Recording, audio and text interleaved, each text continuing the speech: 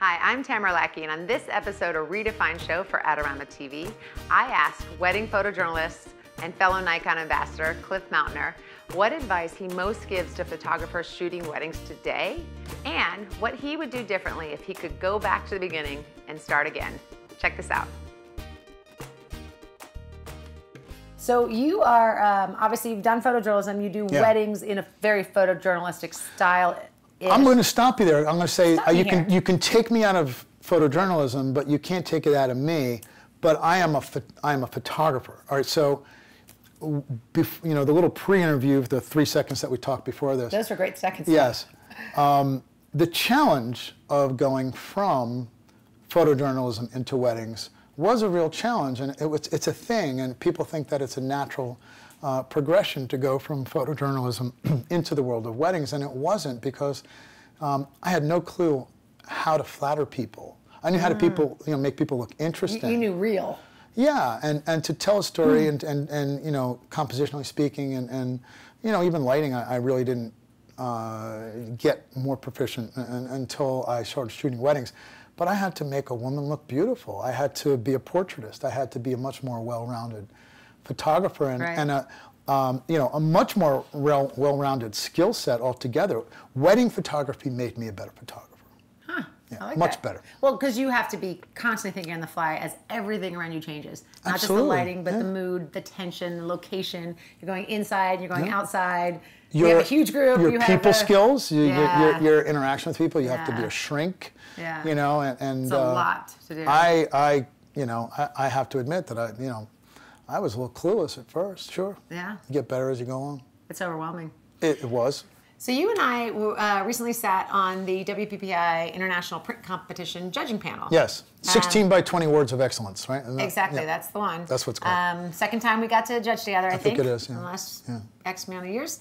And there was an image that came up, and it was kind of shot from a bottom angle, and it showed these long arms, kind of the ropey arms. Do you know what I'm talking about? Yes, the older woman. Yeah. Well, we don't know. We don't know if she's the older woman because you couldn't really see much. You just saw kind of this. Those weren't the arms of a young woman. Well, so this is interesting. Well, so this is interesting because when the shot came up, as you do, the judging panel, we judge it, we give it our score, and then we speak to the issues that we enjoyed about it and the issues we thought detracted from it. I remember my comments. And okay, so your comments were? Well, look, there's one thing to make a photograph look interesting, because it was interesting. I applaud the maker, and I applauded the maker for the effort and the angle. Okay, but in addition, I found that the texture from the shadows created by the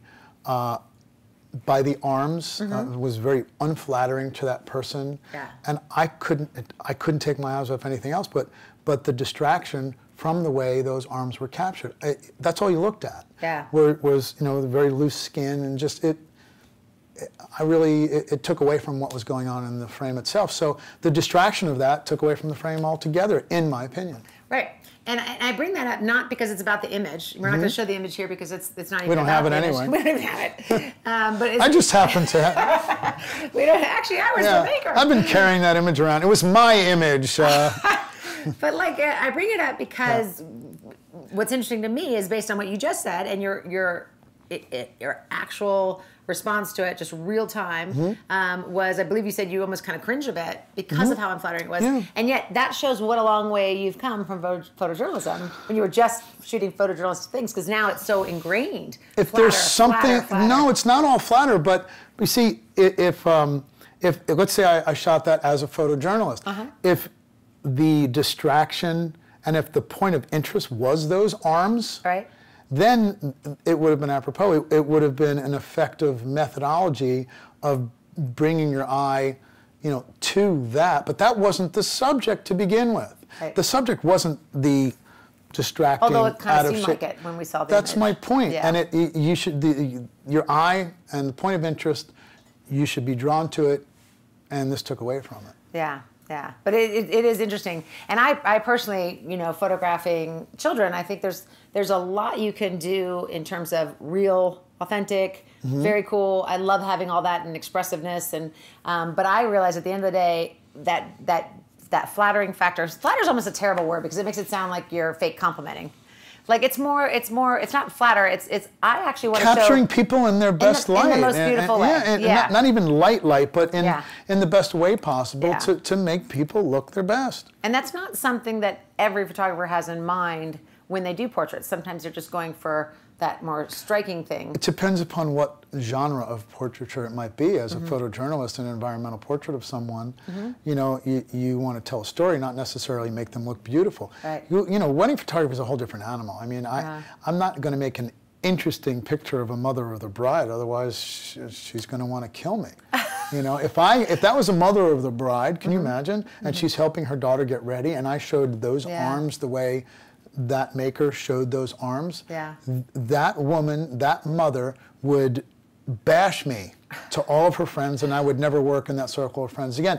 Look at the angle that photographer shot me. It's so unflattering. Right. So you have to think about... And you're so inherently connected to that, you get that. I mean, we're doing it to make money. Let's think about who our client, you know, who's paying us. What are they, who's commissioning you?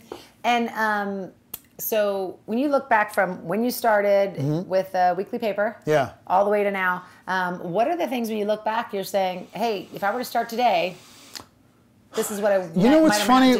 We did that panel at Photo Plus 2 years ago with Joe McNally.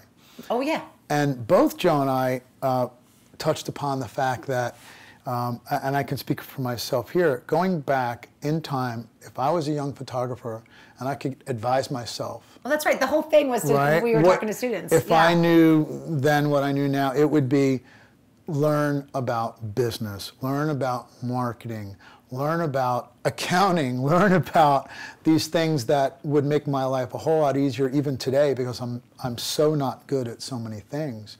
About the only thing that I'm pretty good at is actually taking a photograph. So I had to acquire that education over the school of hard knocks. I mean, once again, getting back to that, if I could give any photographer advice today, if they're in college or even if they're in, you know, whether it's trade school, this or that, just take business courses, get an understanding of what it takes to market yourself, and understand the way the web works, and understand SEO and all this other nonsense. Because or hire someone to do all that for you. Yeah, well, I couldn't afford to do that back then, and probably don't want to pay for it now. It's hard out there, and you have to, you know, establish your differences and show those to people, and you know, because people might say, well, why should we hire you? You have to have an answer. Yes, that's helpful. You know? That is helpful. Yeah, so I was not a very good marketer or business person when I first started, that's for sure. Got it. Strong advice. So where can people go to find out more about you? Well, cmphotography.com is the website. All right, thank you. Thanks for having me. Thanks so much, Cliff. Check us out here next time on Adorama TV. And don't forget, there's a ton of content, tutorials, tips, techniques, all kinds of things you can learn here. So go ahead and subscribe.